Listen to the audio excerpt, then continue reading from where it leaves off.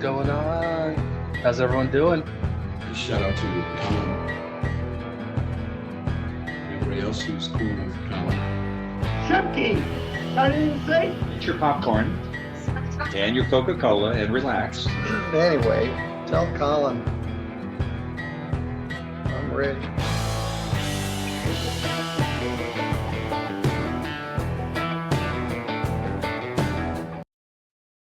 What's going on? This is Colin. How's everybody doing? Hope you guys are having a great day so far. All right. This is the last part of the Sketchy Landlord case. I think this is part 3. It might be part 4. Maybe just part 3. Anyways, I'm rambling. We should call this the Not So Sketchy Landlord. Now I kind of feel bad for calling him a sketchy landlord, and you're about to find out why. Oh, man, this took a turn, and I did not see it coming. All right, so I might owe this landlord an apology. Still kind of seems a little weird. There's still some weird facts out there, but all right, I'm going to stop rambling. Before I hit that play button, you know what to do. Hit the like and subscribe to your jump kick backflips. Let's go. Patrick McLaughlin versus Daryl Daniels.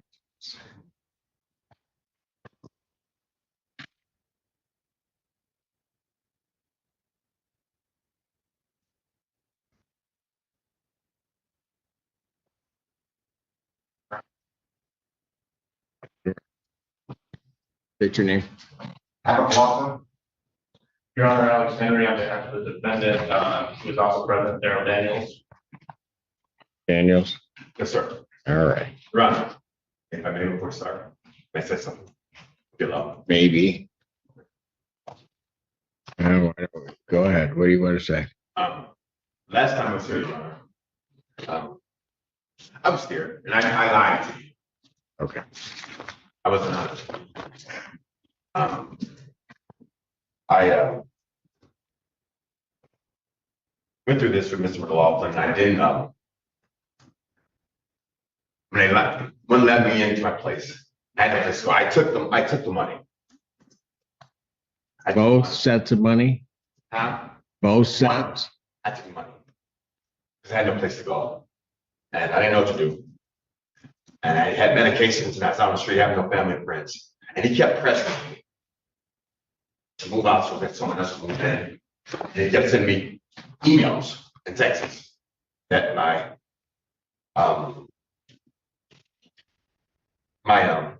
security deposit was going down.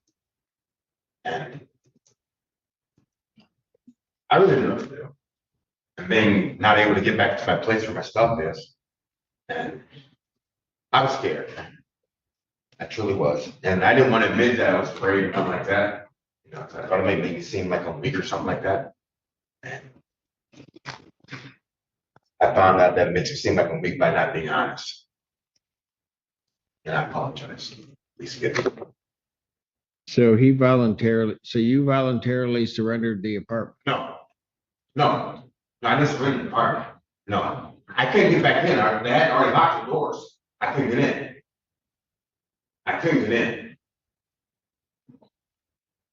They're standing there. I couldn't get in. So what are you claiming you lied about? I accepted the $400. Which $400? There's only one. Well, no. My understanding is there's two $400. That's what they're trying to say. Okay, so which $400 did you lie about? A video that they have showing him giving me $400. This video. From Mr. McLaughlin's agent. Yeah. You took that $400. Yeah. They came down the bottom of the stairs and they gave it to me. Okay. I didn't want it, but. Well, hold on a second. Hold on, Mr. Daniels. So you took that $400, and that was the $400 where you agreed to surrender the unit. No, I didn't agree to surrender anything. Then why were you getting the $400? He told me, the gentleman said, Daryl, listen, you might as well, have a place to stay in. And I agreed with him, the gentleman won't have me one. And I'm like, I'm not signing anything. That's wrong. He's like, yeah. He said, I don't understand. Well, so I was frightened. Daniels, Yes, sir. there's this meeting that takes place. Yes, sir. You're given $400. Yes, sir. Why did they give you the $400 if it wasn't to relinquish possession of the I unit? wasn't relinquishing possession.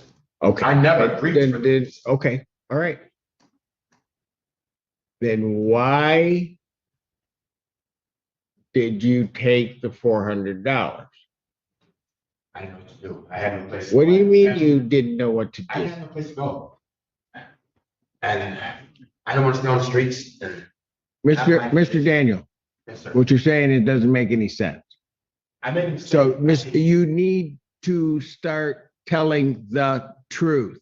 I'm thinking- So, I took it because I didn't know I had no place to go. I didn't have no money to get food to eat. I had medications that I had to have. And I didn't know what to do. Daniel, you had a place.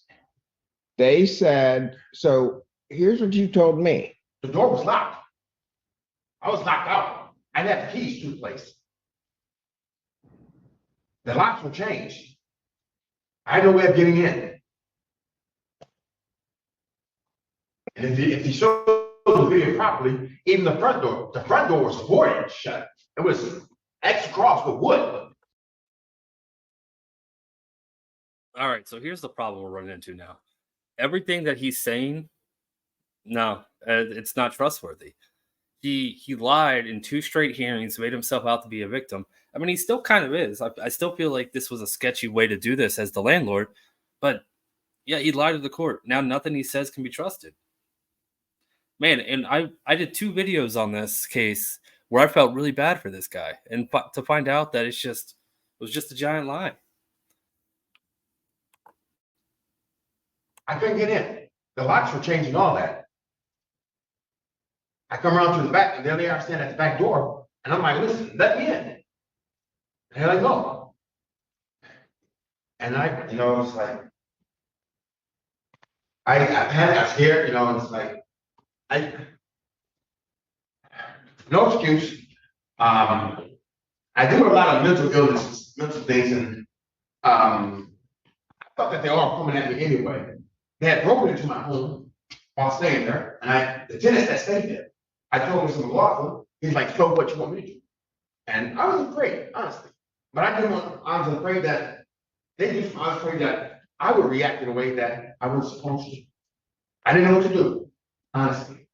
I didn't. Truthfully, I didn't know what to do. And not thinking properly, and thinking that I would be smarter than them, accepting it and still coming to report against them for what they've done. That's why I called. I've been truly, at the time, everything was happening. I was panicking and didn't want to go through it. Didn't want to go on the streets. Didn't know what's happening. And they offered money, and I said, okay. I thought I was being smart. I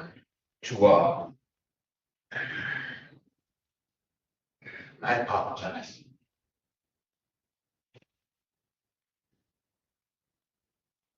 I didn't know what I was doing. I was very scared. Thought I was trying to be able to come here and tell what they were doing to me that was wrong. Because I was already locked out. The locks were already changed. I thought I was smart. I did. I apologize.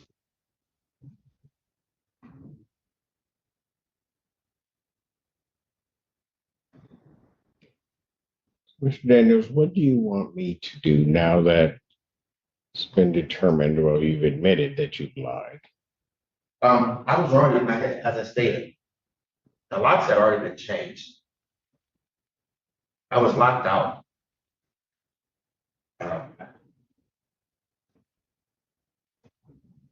I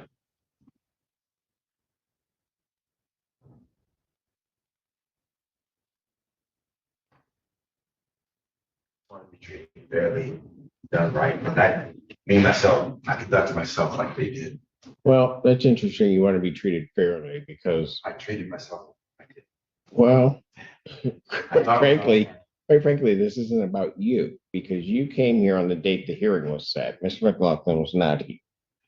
You told me they had locked you out, Yes. that you could not get back in your Yes, premises yes, and all of that, right? yes, But basically, he had resorted to self-help. yes. What that led the court to do was to then set, but now I understand why Mr. McLaughlin wasn't here because you had surrendered the apartment. No, the doors were already locked. The locks were already changed. The locks were already changed. So then I show cause Mr. McLaughlin to come in. He files an answer, he files a response. Yeah. We are back here. You go and get legal services. Yes. Mr. Henry appears. Yes. And at that hearing, you continued to maintain that you were locked out. Yes. Yes. And specifically told me that you didn't take the $400. I lied. I know. We get that you lied. But that you didn't take the $400, that they locked you out, that then there wasn't this period in time afterwards. Yes.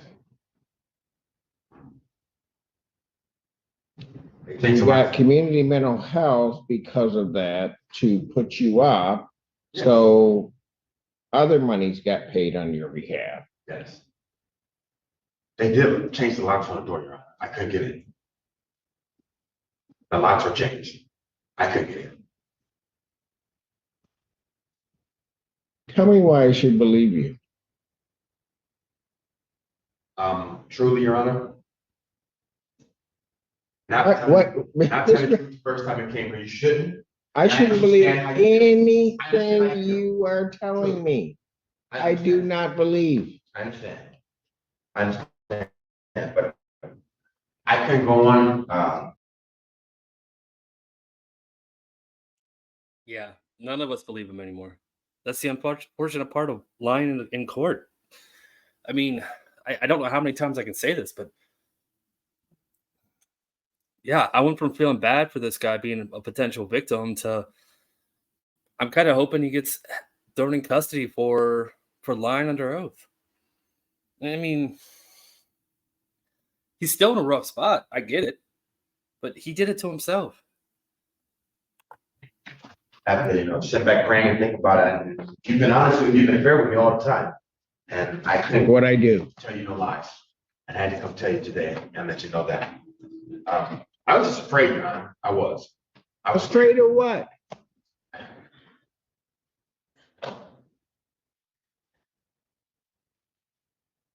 I don't know, everything. I was locked out and the locks have changed already when they gave me the money. They're already changed. I'm locked out. And I thought I was based, I don't know. I'm supposed to have a secret. I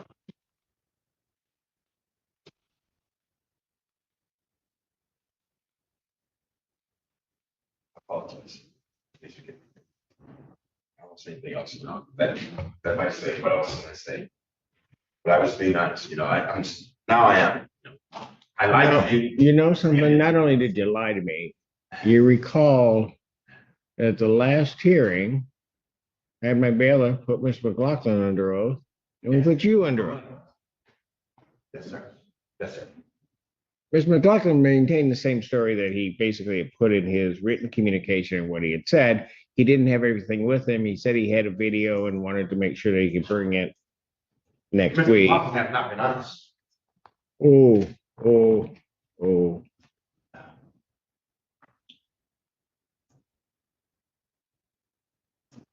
Listen, why every time I call other people I was trying to move out of Mr. McLaughlin's place because I didn't like it there. You surrender.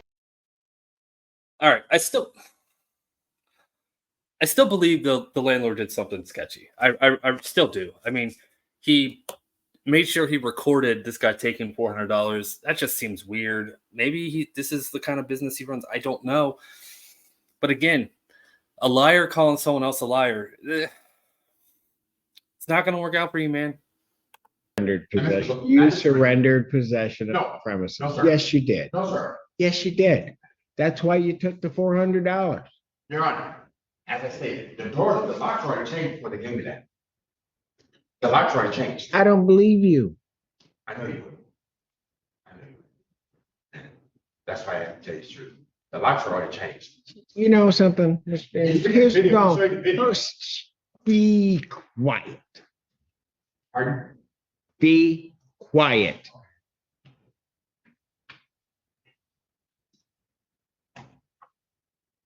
You lied to this court when you came here, caused me to file an order to show cause, got Mr. McLaughlin in. Mr. McLaughlin had to file an answer to it, find all of that information, do all of that. You go to legal services, they in good faith, Mr. Henry decides to represent you because you're saying that you've been locked out of the premises. We get here, for the second time that you've been here, Mr. McLaughlin was only here the one time, but we all get here, put you under oath, you give me your story, the story you give me, you lied. Now, in that same time, you are also lying to Community Mental Health, who is paying to put you up as though you had been locked out. I was. You were not locked I was out. locked out. No, Honestly, you weren't. when he gave me, it just showed the video. All right. Defendant, you got to stop. You got to stop talking. Or sorry, tenant, you got to stop talking, man. Got to stop talking. You're already on Judge Simpson's last nerve because you lied to him. You got to stop interrupting him. Just walk out. Just go. You lost your case. You lost your case, man. Now you're trying to get yourself thrown in jail. Don't do that. I go up the stairs. I'm beating on the door to get in. And I said to the gentleman, now they give me $400. The locks are already changed. If that were the truth, Yeah. then why wouldn't you have told me that you got the $400? I'm just saying that I took it, because I had no place to go. Why would you? I apologize. I have no excuse. I have no excuse. Your story I was just hungry, keeps and I was changing. Your story keeps changing. I was hungry when I was here, and I had medication, stuff that I didn't have, and I had no place to go. I had no family friends. That's what I was saying. I had no place to go. As he shows the video, I come, the door's already locked. The locks already changed. They've already changed the locks. The locks have already changed. And that gentleman come down and give me $400. The locks already changed on the door. I couldn't get in.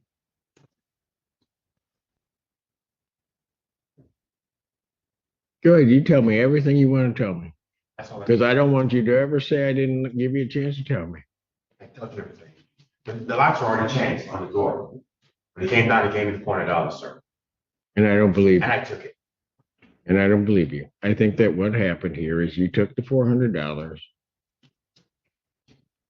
voluntarily moved, which also then makes sense with what Mr. McLaughlin was saying and what he has in writing, that he agreed. You know what? I am not going to sit here and try to overtalk you, because if you keep interrupting me, you're going to be going with my bailiff. Am I clear? Yes, sir. I'm not in the aggressive position. I'm not being that way. So I'll leave it if you want me to.